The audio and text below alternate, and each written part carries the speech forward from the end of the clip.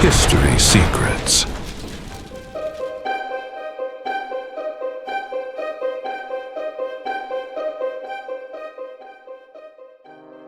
L'une des affirmations les plus provocantes dans l'histoire des religions est la suivante.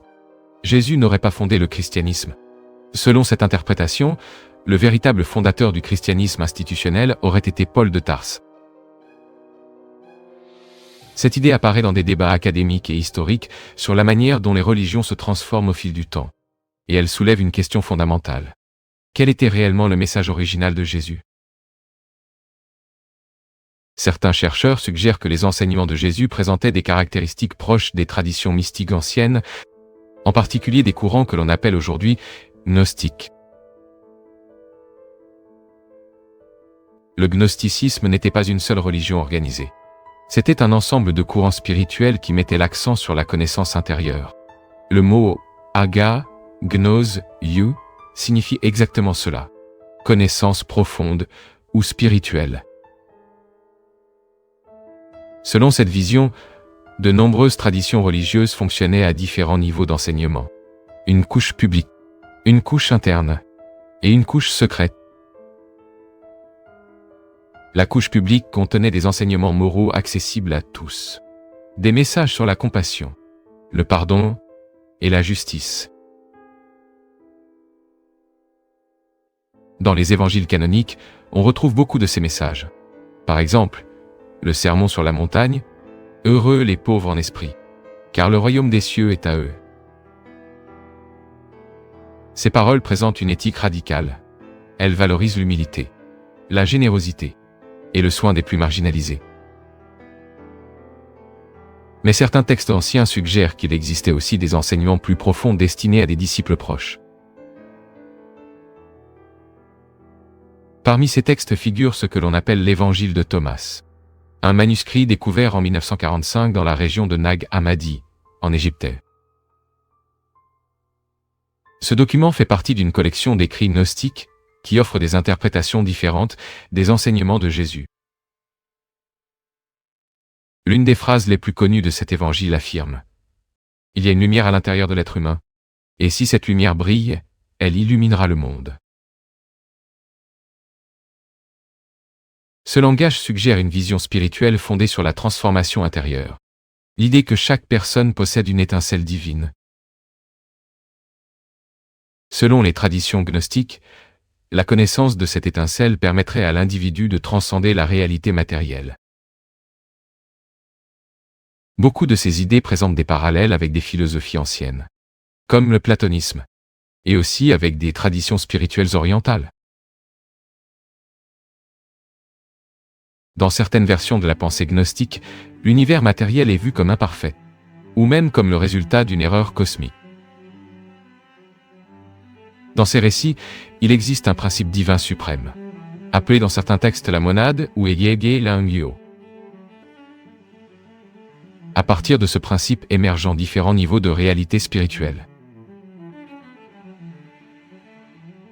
Selon certaines interprétations gnostiques, le monde matériel aurait été créé par une entité imparfaite, parfois appelée le démiurge.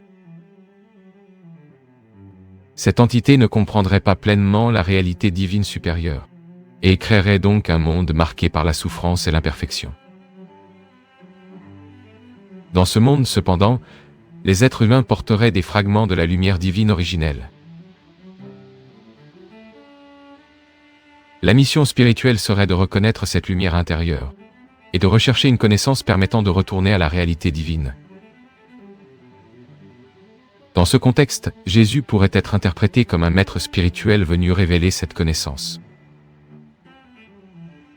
Ces paraboles et ces enseignements pourraient alors être vus comme des indices symboliques pour cet éveil intérieur. Mais cette interprétation ne représente qu'une des nombreuses façons de comprendre l'histoire du christianisme primitif. Au cours des premiers siècles, différentes communautés chrétiennes ont développé des interprétations distinctes du message de Jésus.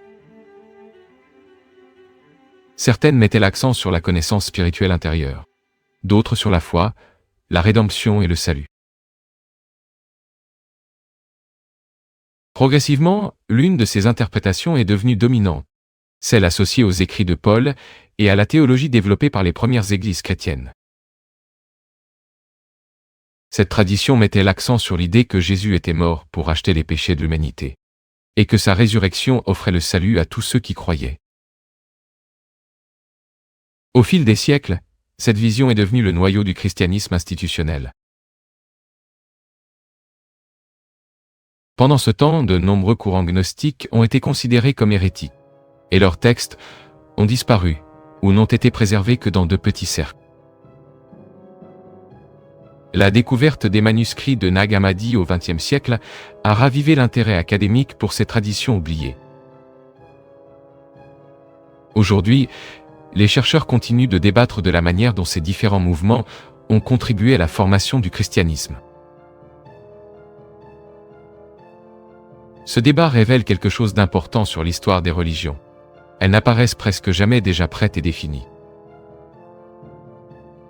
Elles évoluent, se transforment, et reflètent les débats théologiques, culturels et politiques de chaque époque. C'est pourquoi comprendre les origines du christianisme implique d'analyser de multiples traditions, de multiples textes et de multiples interprétations. Et peut-être que cette diversité révèle quelque chose d'essentiel sur la quête spirituelle humaine elle-même.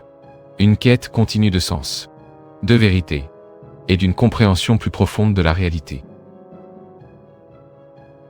Indépendamment des interprétations spécifiques, les enseignements attribués à Jésus continuent d'inspirer des millions de personnes à travers le monde. Que ce soit à travers la compassion, le pardon ou la recherche d'une transformation intérieure, ces valeurs restent centrales dans de nombreuses traditions spirituelles encore aujourd'hui. Pour comprendre comment ces idées ont évolué, il est nécessaire d'observer le contexte historique dans lequel Jésus a vécu. La région de la Judée, au 1er siècle, était sous domination de l'Empire romain. C'était une période de fortes tensions politiques et religieuses. Divers groupes juifs se disputaient l'autorité spirituelle. Parmi eux, les pharisiens, les sadducéens et les esséniens. Chaque groupe possédait des interprétations différentes de la loi religieuse et de l'avenir du peuple juif.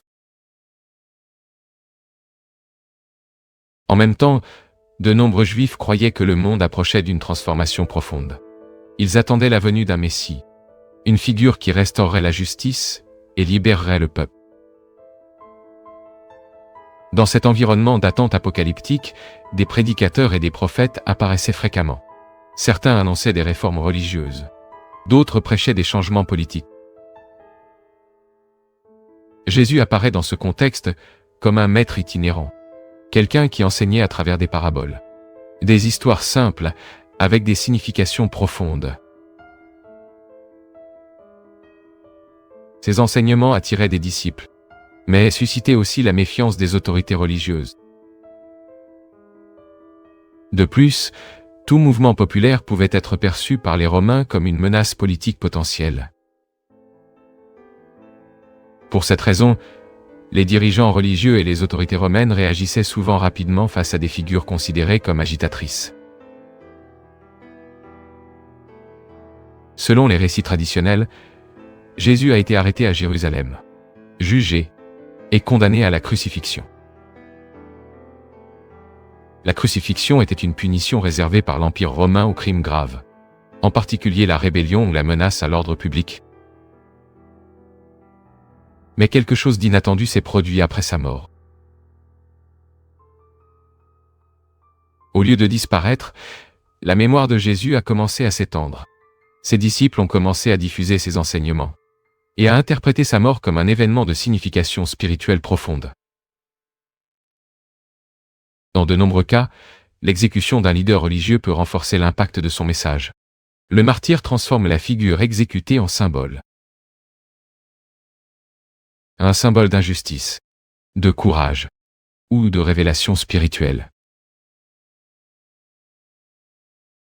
Ce phénomène s'est produit à plusieurs reprises dans l'histoire. Lorsqu'une autorité tente de faire taire une voix dissidente, elle peut finir par amplifier son influence. Après la mort de Jésus, différentes communautés ont commencé à interpréter sa vie et ses enseignements de diverses manières.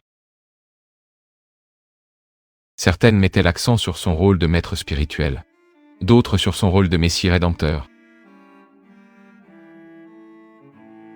Parmi les figures les plus importantes de ce processus se trouvait Paul de Tarse, un missionnaire qui a voyagé largement à travers le monde romain. Paul a réinterprété le message de Jésus pour un public plus large, incluant des personnes qui n'appartenaient pas à la tradition juive.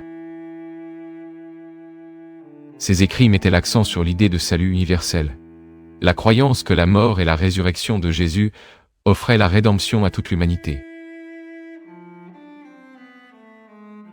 Ces idées sont devenues centrales dans la théologie chrétienne, qui se développerait dans les siècles suivants. Progressivement, les communautés chrétiennes ont organisé des textes considérés comme autorisés.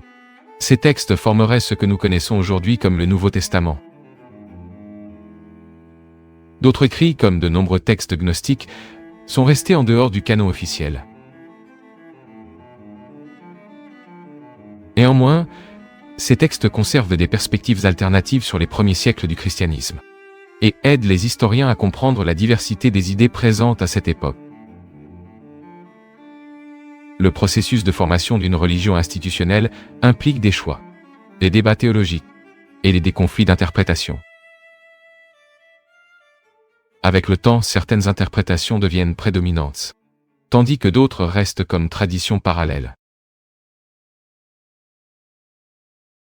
Dans le cas du christianisme, l'interprétation qui met l'accent sur la rédemption par la foi est devenue dominante. Cette vision a façonné les églises, les doctrines et les institutions pendant 2000 ans.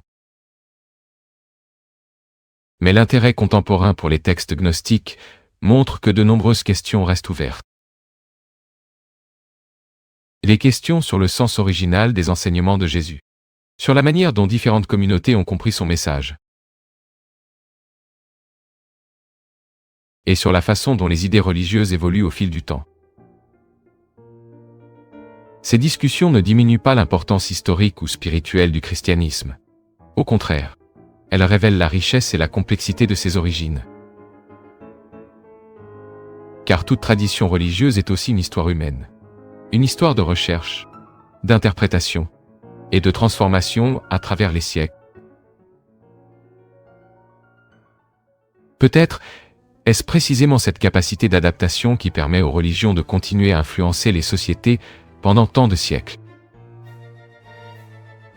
Et peut-être est-ce pour cela que la figure de Jésus continue d'être objet d'étude, de réflexion et d'inspiration dans différentes cultures et traditions à travers le monde. L'histoire ne révèle jamais tous ses secrets. Entre ruines, manuscrits oubliés et civilisations perdues, il existe encore des questions qui défient tout ce que nous pensons savoir. Peut-être que certaines réponses ont déjà été trouvées, mais beaucoup d'autres restent cachées. Ceci était un autre documentaire de History Secret. Abonnez-vous à la chaîne et continuez à explorer les mystères les plus profonds de l'histoire. Car certains secrets de l'histoire attendent encore d'être révélés.